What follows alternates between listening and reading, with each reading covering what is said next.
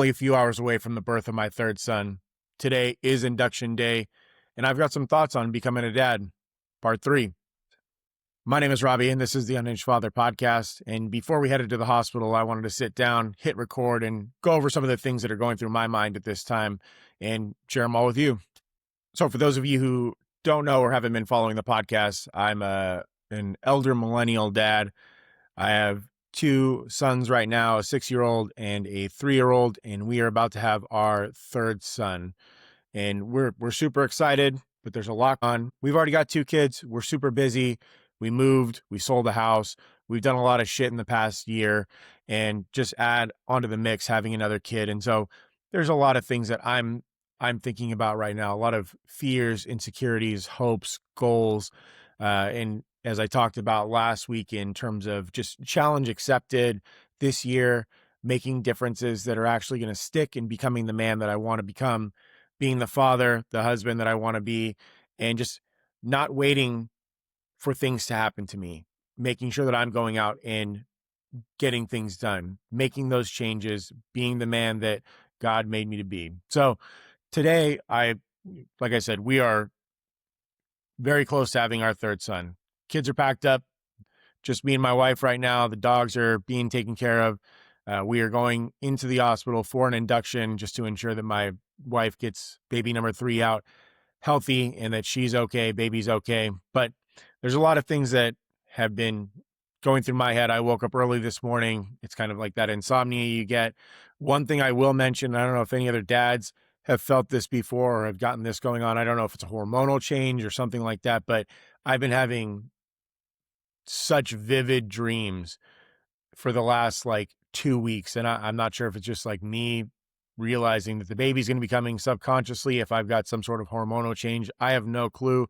Haven't looked it up, haven't researched it. All I know is that I'm waking up in the middle of the night with these vivid dreams, very detailed, very intense dreams as well, like waking up in a sweat. So that's just a little side note. I don't know if any other dads have gone through that before, or if that happened to them as well. If so, let me know. I'd love to know if I'm just a fucking weirdo who has that happen to me.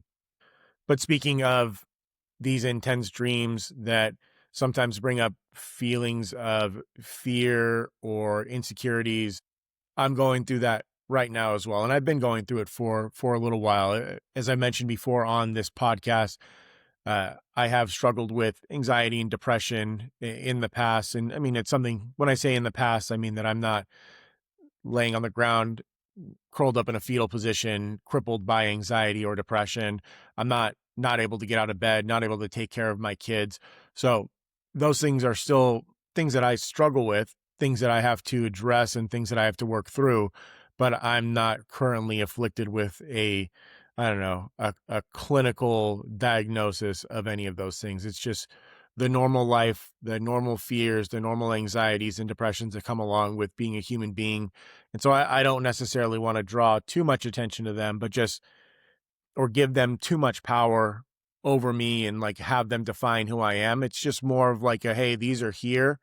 I'm acknowledging them and they are going to impact my life, and just ensuring that I'm doing what I need to do to make sure that they don't take over again, that they don't come in and completely railroad what I need to get done. I also don't want to just give them enough power to where I let them define who I am. I'm not the type of person who'll come up hey, my name is Robbie. I'm a ADHD, anxiety, depressed person. That's not what I want to lead with. I want to lead with the stuff that is good about me. Those are things that I struggle with. Those are things that are a part of me, but they're not who I am.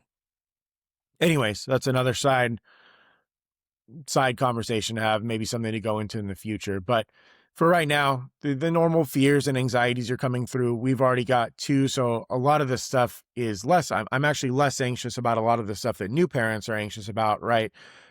Being able to work through getting the kids asleep, knowing when to feed them, changing diapers, a lot of the logistical stuff that you don't really know what the fuck you're doing when you have your first kid. Me and my wife have been doing this now for 6 years. We've had 2 kids. I'm not an expert, but I'm pretty damn good at doing a lot of these things. So I'm not as concerned about that. It's almost like the insecurities and the fears I have now are A lot of them are of the unknown, right? Uh, I am a little bit afraid of not getting sleep. We've already haven't been sleeping awesome because our 3-year-old has gone through a little bit of a sleep regression, but now we're gonna have this newborn in the house, and I'm like praying. I'm like, just please let him be a good sleeper. Our second born was not the best sleeper, but we'll address it when we get there. A couple weeks of no sleep is going to be something that we can persevere through. I'm just not necessarily looking forward to it. And then yeah, just the fears more so around like time management, getting kids to school, getting kids to practices. Our older kids are getting older. They're in wrestling or soccer, or they have like other extracurriculars that they want to do. They're in regular school. They don't stay in school or daycare until 5:30 p.m. anymore. They're coming home at 2:30. These are all things that I've got to work through. And in our family, my wife is the one who works far away, and I work closer to home. And so trying to balance all of this childcare with my job, doing my job, meeting expectations, and ensuring that I'm hitting the marks in all areas of my life, which I know is impossible. You can't really hit all the marks, but just trying to be the best that I can be and ensuring that I'm not dropping these balls. Those are things that I'm worried about. It doesn't matter how long you've been doing this or how long you've been a dad or how many kids you've got. I feel like there's always just like an underlying fear of, is the baby going to be okay? Are they going to be healthy? Is the birth going to go well? Like, is my wife going to be okay? Is the baby going to be okay? Are my other kids going to be okay right now? Right? We're not going to be there to watch them. And I'm not someone who trusts other people with my children lightly. I might be very overprotective with when it comes to this, but I'm the type of dad who's like, hey, kids, everyone can come, if they want to come to our house, play, stuff like that, that's great.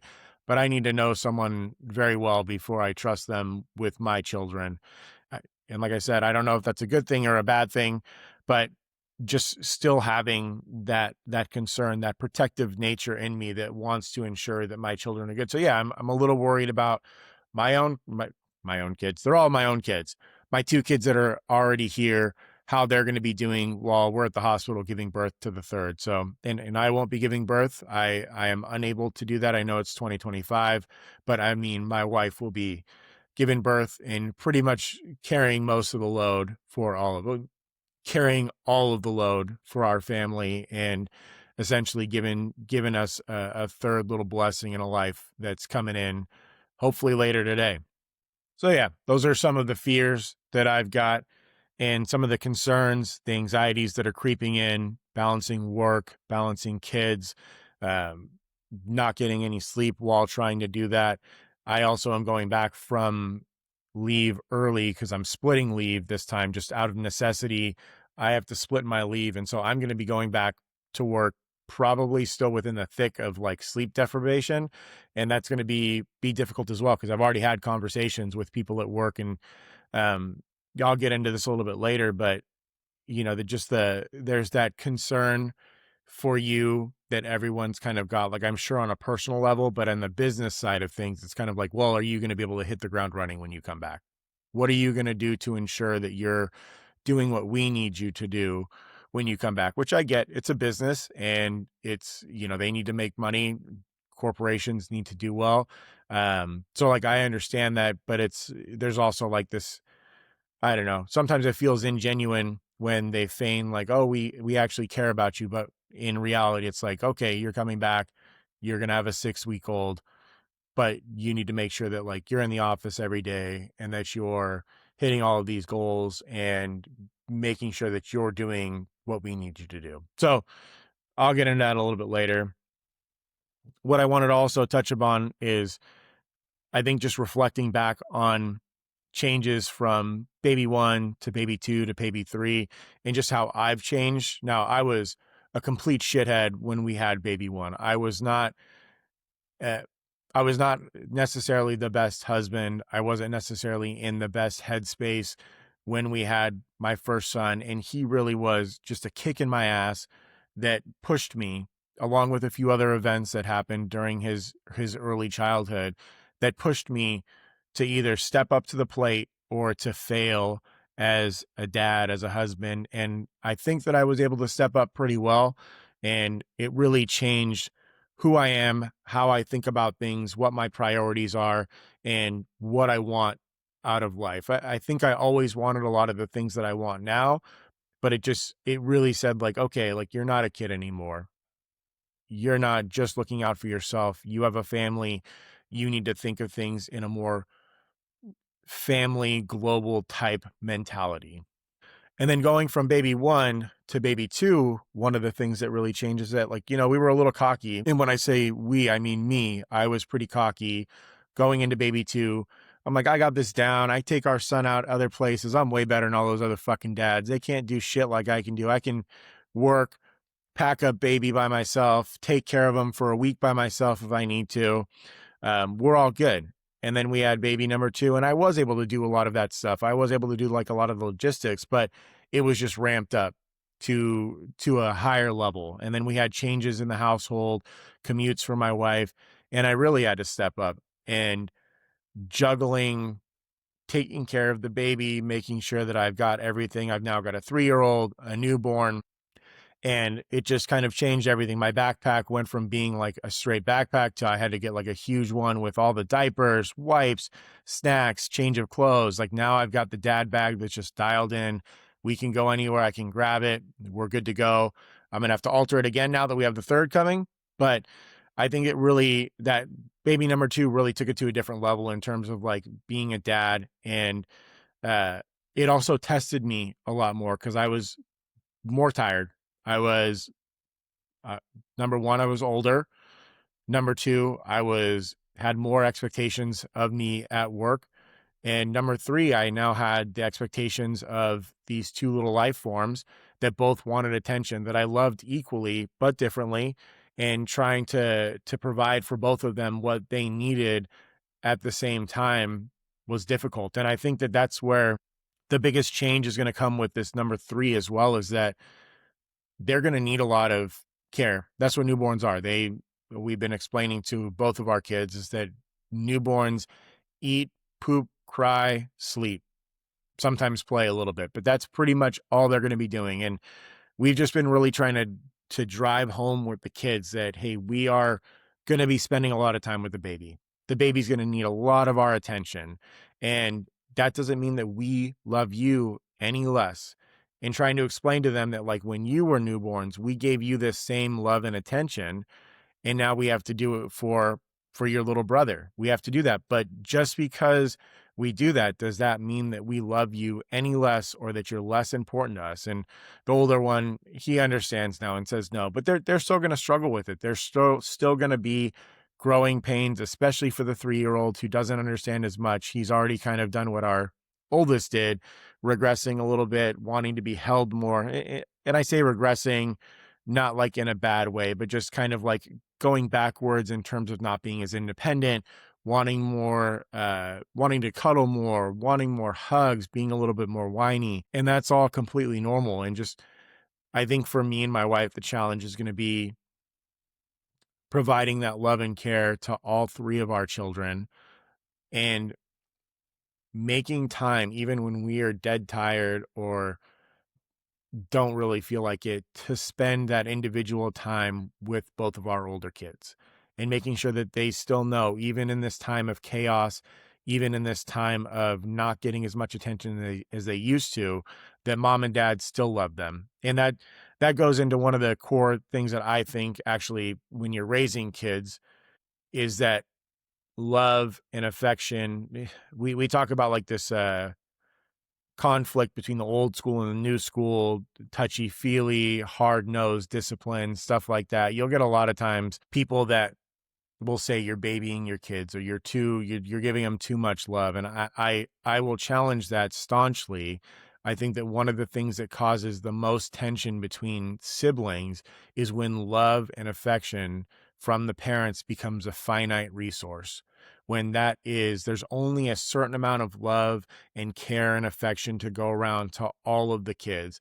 And then they start to compete. And not like in your normal, like, let's go race to that rock and back, or who's going to hit the baseball further, or any of the stuff that's like what I would call a normal, healthy competition between siblings, right? It's more so like I'm competing for the love and affection of mom and dad.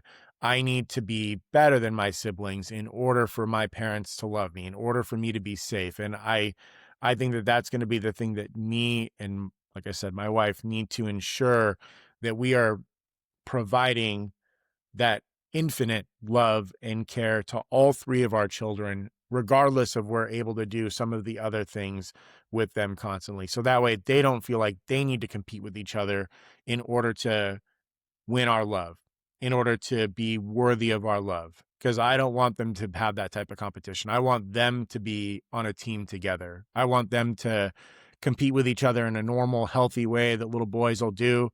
But I want them to know they don't have to do anything to deserve to be loved by mom and dad.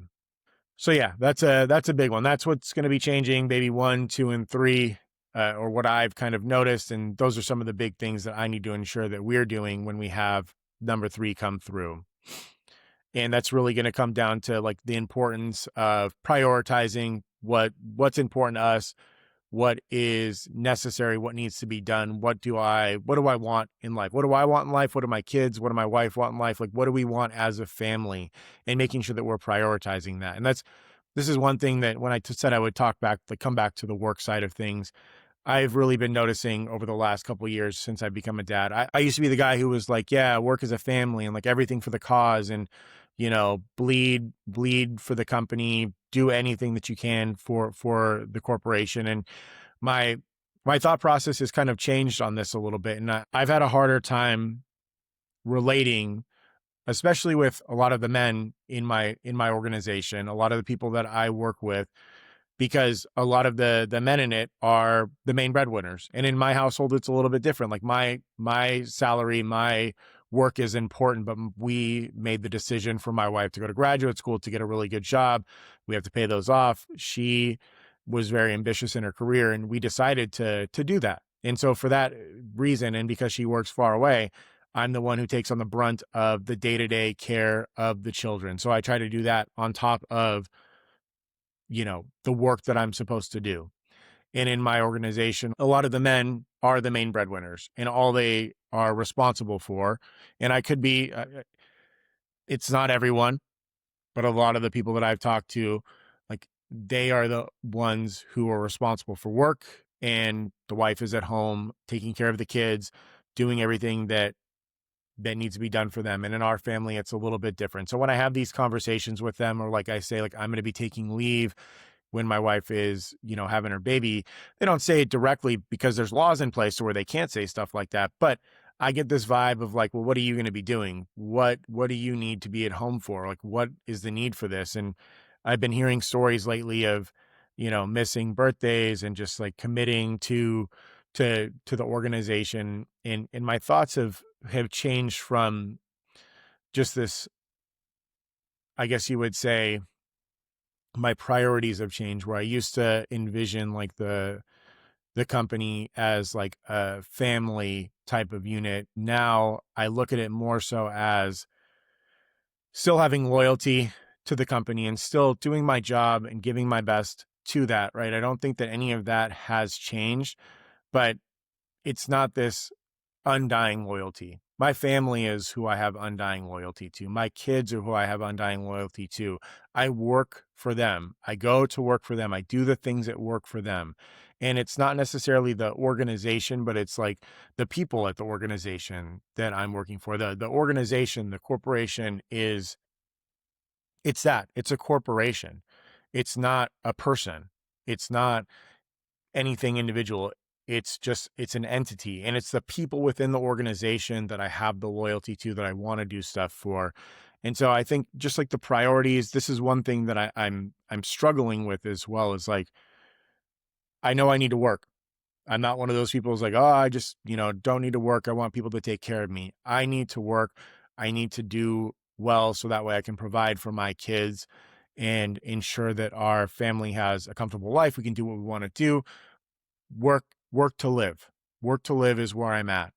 But at the same time, if those priorities conflict, and I know that I won't be able to do everything perfect for my children, but I want to do as much as I can to ensure that they have a great childhood, that I'm setting them up for success in the future, and to ensure that I'm raising good men that will continue to be good men when they're older and can enter the workforce, enter society, and continue to, you know, propagate these values, propagate being a good person, have kids of their own, make them be good people. Like that's ultimately, at the end of the day, that's the goal of the human race, or at least that's what I think it is to make society better as we go forward, ensure the survival of the human race. So I may have gotten off on a couple different tangents there, but that's just something that I've struggled with in terms of like prioritizing what's important to me and what's important to my family and the things that I need to get done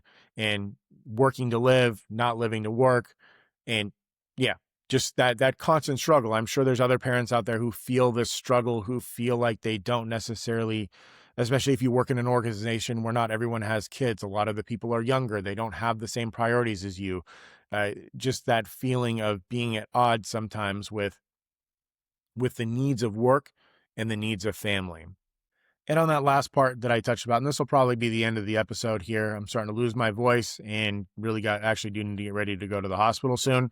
Uh, is just that when I was talking about raising men, and I've got 3 boys, so obviously I'm raising men, not women, but raising them to be good human beings and to be good, quote unquote, men, to be the type of people that will enter society and will contribute to it and will make it a better place.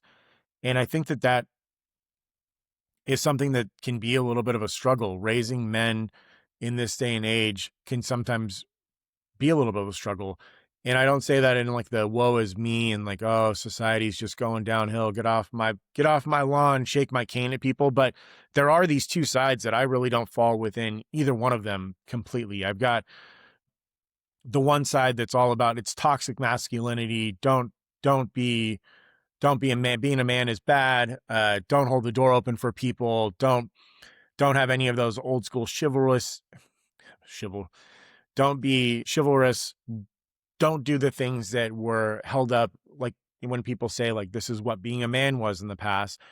None of those values are valuable anymore. That's all a dead, dying breed. Men don't need to be powerful. Men don't need to be strong. Men don't need to be any of these things. You've got this whole side that just is essentially like, shitting on all that.